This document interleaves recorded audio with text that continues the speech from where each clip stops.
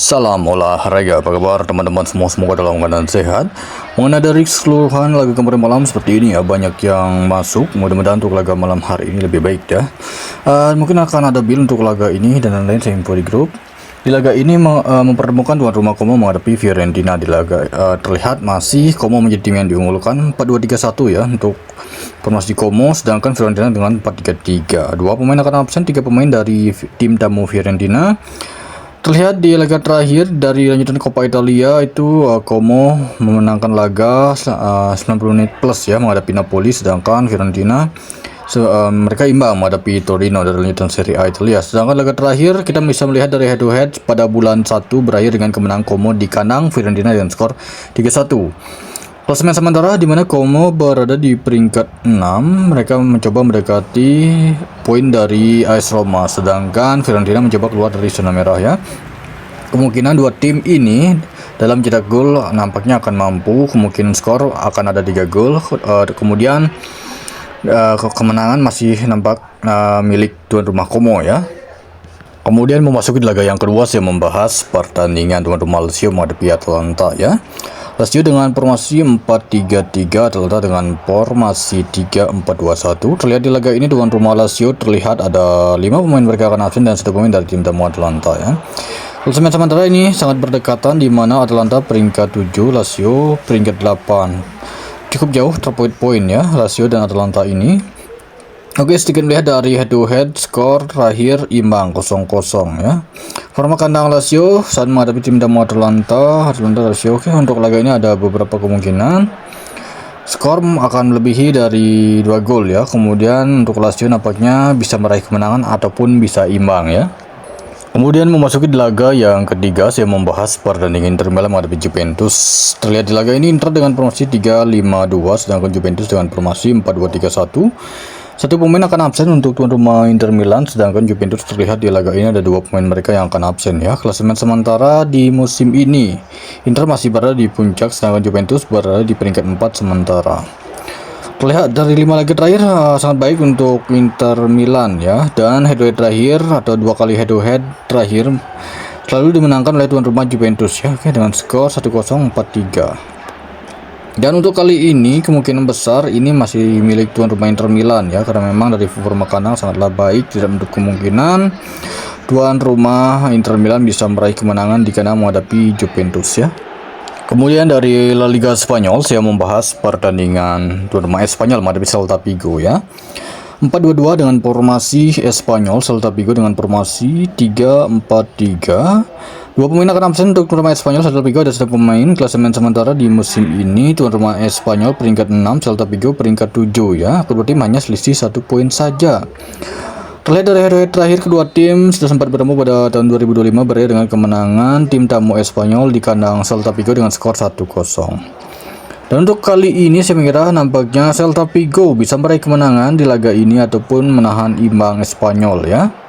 Kemudian di laga lainnya kita membahas pertandingan Getafe menghadapi Villarreal ya. Getafe dengan formasi 5-3-2, sedangkan Villarreal dengan formasi 4-4-2. Terlihat di laga ini tuan rumah Getafe ada 5 pemain mereka akan absen, begitu juga dengan Villarreal ya. Klasemen sementara ya di musim ini di mana tuan rumah Getafe berada di peringkat 11, sedangkan Villarreal berada di peringkat 4 sementara. Jadi untuk laga ini tidak menutup kemungkinan, walaupun dari head to head kita bisa melihat Villarreal 2 laga terakhir ya meraih kemenangan sama menghadapi Getafe, tetapi untuk kali ini nampaknya Getafe bisa memberi kejutan dan menahan imbang tim tamu Villarreal ya. Kemudian kita pergi ke laga Real Madrid menghadapi Real Sociedad ya. Terlihat di laga ini Real Madrid dengan formasi 4-3-3, Sociedad dengan formasi 5-3-2. Terlihat di laga ini Real Madrid ada 2 pemain mereka yang akan absen, Bellingham dan Eder Militao ya. Sedangkan untuk kubu tim tamu Real Sociedad ini cukup banyak, ada 6 pemain ya, termasuk Kubo ya. Klasemen sementara di musim ini di mana Real Madrid masih berada di peringkat 2 dengan selisih 1 poin dengan Barcelona, sedangkan Real Sociedad masih berjuang di peringkat 8 sementara. Terlihat dari head-to-head terakhir kemenangan Real Madrid di kandang Real Sociedad dengan dengan skor 2-1. Dan untuk laga kali ini saya mengira tetap Real Madrid mampu meraih kemenangan di kandang, tetapi hanya selisih 1 gol saja. Oke, next, selanjutnya kita membahas pertandingan dari Bundesliga Jerman. Di laga ini mempertemukan tuan rumah Hamburger menghadapi Union Berlin ya. Terlihat di laga ini tuan rumah Hamburger dengan formasi 3-4-3, sedangkan Union Berlin dengan formasi 3-4-2-1 ya. Terlihat di laga ini 3 pemain akan absen untuk Hamburger, sedangkan Union Berlin ada 4 pemain mereka. Klasemen sementara di musim ini, Hamburger berada di peringkat 11, sedangkan Union Berlin berada di peringkat 9 sementara. Terlihat kedua tim ini hanya selisih 3 poin saja.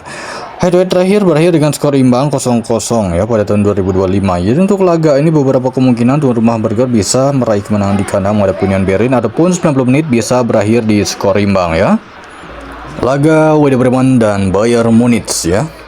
Oke, untuk laga ini terlihat Werder Bremen dengan formasi 3-3-2-2 ya. Terlihat untuk tim tamu Bayern Munich dengan formasi 4-2-3-1. 4 pemain akan absen untuk Werder Bremen, 1 pemain dari Bayern Munich yaitu Olise ya. Sedangkan terlihat dari klasemen sementara di mana Bayern Munich peringkat 1 dengan selisih 3 poin ya dengan Borussia Dortmund. Sedangkan untuk kubu tim tamu Werder Bremen, mereka berada di peringkat 16 zona merah. Jika meraih kemenangan di laga ini ataupun imbang, nampaknya bisa menggeser Wolfsburg ya.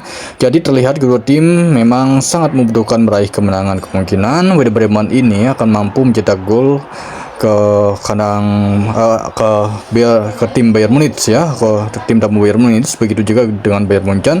Kemungkinan skor melebihi dari 3 gol ya untuk laga ini. Nampaknya akan ada 4 dan lebih ya di laga Werder Bremen menghadapi Bayern Munich. 24, Desiree Doué.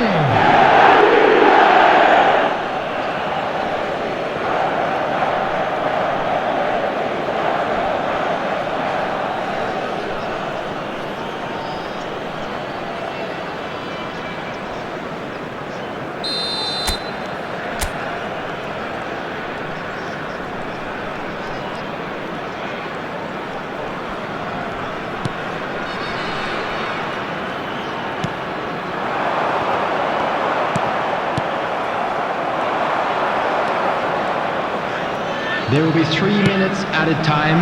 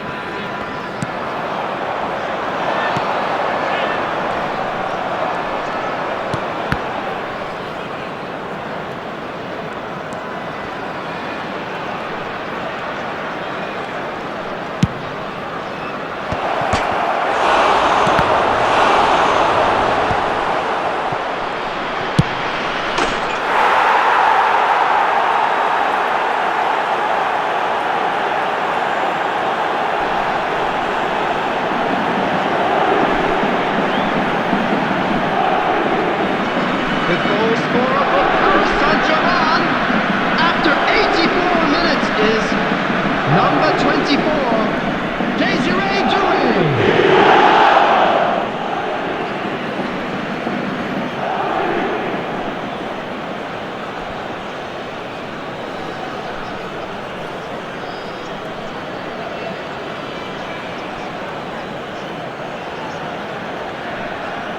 Substitution for Fenerbahce.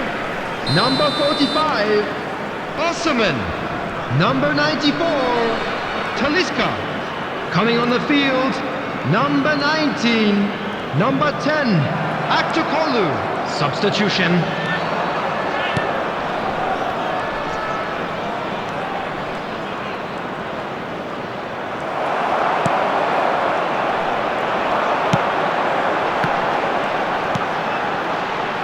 Two added minutes has been indicated.